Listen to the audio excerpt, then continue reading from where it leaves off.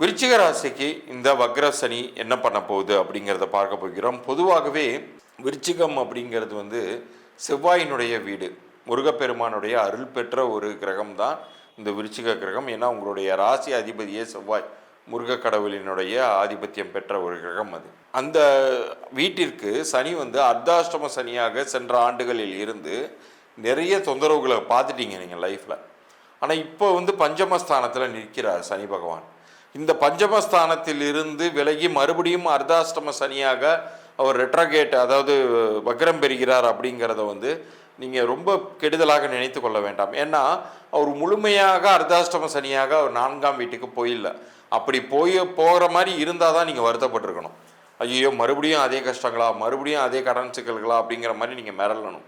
ஆனால் அவர் பஞ்சம சனியாகவே அவர் ரெட்ரகேட் அடைகிறார். அதனால் பெரிய அளவுக்கு உங்களுக்கு கெடுதல்கள் அப்படிங்கிறது கிடையாது.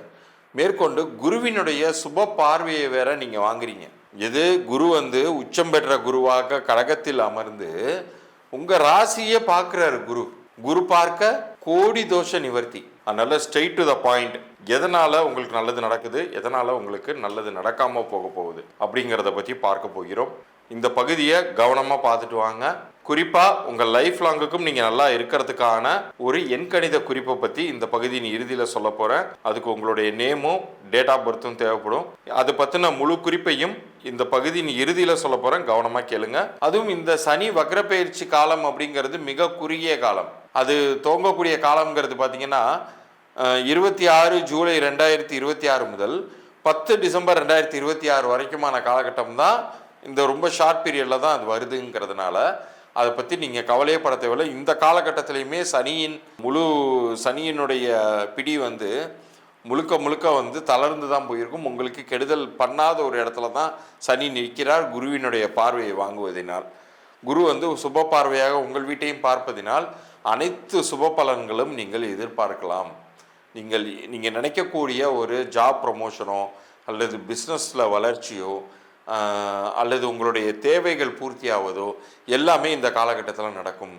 ஒரு கோல்டன் பீரியட் மாதிரி இருக்கும். ரொம்ப சந்தோஷமாகவே நீங்கள் இருக்கலாம். நீங்கள் செய்ய வேண்டியது பழமை வாய்ந்த முருகன் ஆலயங்களுக்கு நீங்கள் சென்று வரணும். ரொம்ப பிரசித்தி பெற்ற அறுபடை வீடுகளான எந்த வீட்டிற்கு வேணாலும், பழனிக்கோ திருச்செந்தூருக்கோ அல்லது சுவாமி மலைக்கோ எந்த ஸ்தலத்திற்கு வேணாலும் நீங்கள் சென்று வரலாம். அப்படி சென்று வரும்பொழுது உங்களுக்கான நன்மைகள் அப்படிங்கிறது மிக அபரிதமாக கிடைக்கும். இது நிறைய பேர் முருகனையே தன்னுடைய குருவாக ஏற்றுக்குவாங்க. தமிழ் முதல் சித்தரே குரு தான். அதனால் குருவோடைய ஜீவ சமாதிகள், குறிப்பாக இப்போ பாம்பன் சுவாமிகள் சமாதி, ஜீவ சமாதி அல்லது வள்ளலார் ராமலிங்க அடிகளாருடைய கோவில், இந்த மாதிரியான திருத்தலங்களுக்கு நீங்கள் சென்று வரும் பொழுது அங்கே நீங்கள் அன்னதானத்துக்கு உங்களால் இயன்ற காணிக்கையை நீங்கள் செலுத்தும் பொழுது உங்களுக்கான நன்மைகள் மிகவும் அதிகமாக கிடைத்து இந்த காலகட்டத்தில் உங்களுடைய விருப்பங்கள் நிறைவேறி பணங்காசு சேர்ந்து மனம் மகிழ்ச்சியுடன் இருக்கக்கூடிய காலகட்டமாகவே இது இருக்க போகிறது. நீங்கள் செய்ய வேண்டியதெல்லாம் உங்களுடைய முயற்சிக்கு குறை வைக்காமல் எந்த அளவுக்கு எஃபர்ட்ஸ் போடுறீங்களோ அந்த அளவுக்கு உங்களுக்கு நற்பலன்கள் அப்படிங்கிறது உறுதியாக கிடைக்கும். நீங்கள் அதற்காக நம்ம ரொம்ப மெனக்கெட்டு ரொம்ப தொலைவில் இருக்கிற கோயிலுக்கு தான் போனால் தான் நல்லது நடக்குமா அப்படின்லாம் நீங்கள் நினச்சிக்க வேண்டாம். உங்கள் வீட்டிலேயே அருகிலேயே இருக்கக்கூடிய ஒரு ஜீவ சமாதிக்கோ அல்லது பழமை வாய்ந்த முருகன் ஆலயத்திற்கோ நீங்கள் சென்று வரலாம். சில வீடுகளில் பார்த்தீங்கன்னா ஏதாச்சும் ஒரு விஷயத்தை துவங்கியிருப்பாங்க, வீடு கட்டுவதற்கோ அல்லது ஒரு வீடு வாங்குவதற்கான முயற்சிகளே இறங்கி அது பாதி கிணறு தான் தாண்டி இருக்குன்னா இந்த சனி வக்ர பயிற்சி காலகட்டங்களில் அது மீதியும் பூர்த்தியாகி ரொம்ப ஒரு பாசிட்டிவான ரிசல்ட்டை தான் கொடுக்க போகுது. ஸோ சனி வக்ரம் பெறுவது உங்களுக்கு கெடுதல் கிடையாது, நன்மையே. அவர் 4ஆம் வீட்டிற்குள் செல்லவில்லை, 5ஆம் வீட்டில் பஞ்சமஸ்தனியாக நின்றே அவர் வக்ரம் பெறுவதனால் அனைத்திலும் நன்மை நன்மை நன்மையே. இப்போ இவ்வளோ நேரம் நீங்கள் பார்த்துட்டு இருந்ததுலேயே உங்களுக்கு சனி எந்த அளவுக்கு நல்லது பண்ண போகிறார் அல்லது கெட்டது பண்ண போகிறார் எல்லாமே உங்களுக்கு புரிஞ்சிருக்கும். நம்பர்ஸை வச்சு நம்ம முன்னோர்கள் அந்த காலத்திலேயே நல்லது நடக்கிற மாதிரி நிறைய சூழ்நிலைகளை உருவாக்கிக்கிட்டாங்க தங்களுக்கு. அது நல்லதும் பண்ணியிருக்கு உறுதியாக. அது மாதிரியான ஒரு நிலை உங்களுக்கும் வரணும் அப்படின்னு நீங்கள் நினச்சிங்கன்னா உங்களுடைய பெயர்களை கொண்டே அதை சாதிக்க முடியும். அதை தான் நான் பகுதியின் முன்னாடியே சொல்லியிருந்தேன்.